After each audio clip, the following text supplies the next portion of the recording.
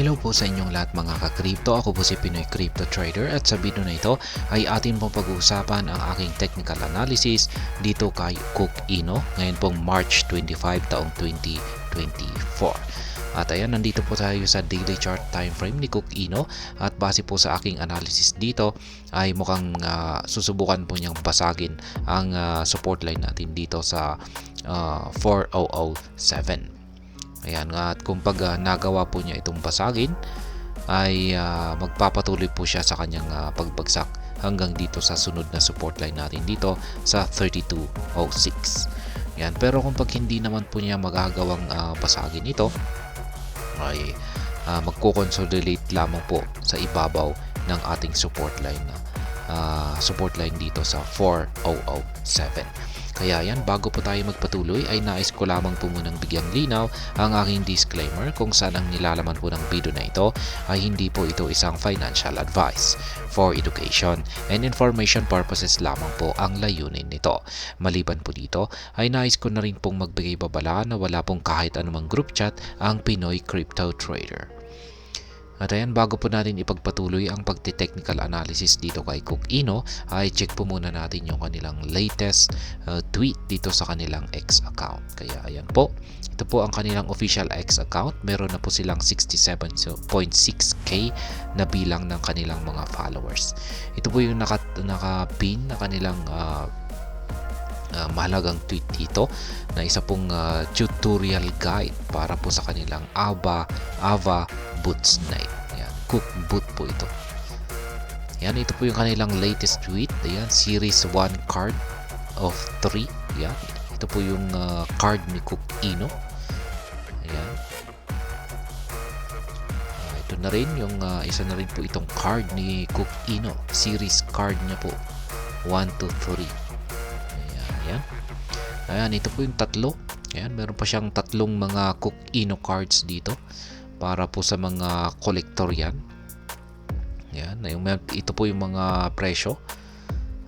Mga AVAX po, 0.84 AVAX. Itong si Early Cook. Ito naman pong si Cook Billionaire ay nasa 8 AVAX. Ayan, Cook Billionaire na rin po ay nasa 2.2 na AVAX. Kaya yan po yung kanilang mga feature ngayon. Fini-feature po nila ang kanilang card collections. Kaya ayan, balikan na po natin ang pag-technical analysis dito kay Cook Ino.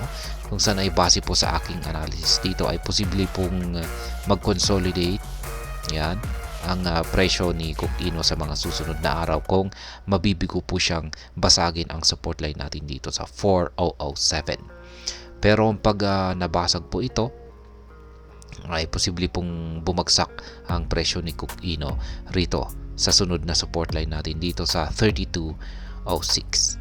At ayan, base po sa ating mga